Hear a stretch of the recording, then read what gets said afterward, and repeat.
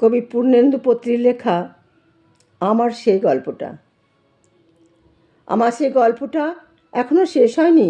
শোনো, পাহাড়টা আগেই বলেছি ভালোবেসেছিল মেঘকে, আর মেঘ কীভাবে শুকনো খটখটে পাহাড়টাকে বানিয়ে তুলেছিল ২৬ বছরের ছোকরা, সে তো আগেই শুনেছ।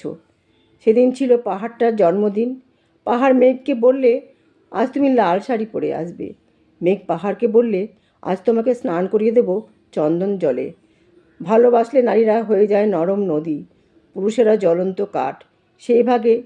সেইভাবে মেঘ ছিল পাহাড়ের আলিঙ্গনের আগুনে, পাহাড় ছিল মেঘের ঢেউ জলে। হঠাৎ আকাশ জুড়ে বেজে উঠল ঝড়ের জগঝম্প। ঝাঁকড়া চুল উড়িয়ে ছিনতাইয়ের ভঙ্গিতে ছুটে এলো এক ঝাঁক হাওয়া। মেঘের আঁচলে টান মেরে বললে, ওর ছুরি, তোর বিয়ে। এখনো শেষ হয়নি গল্পটা।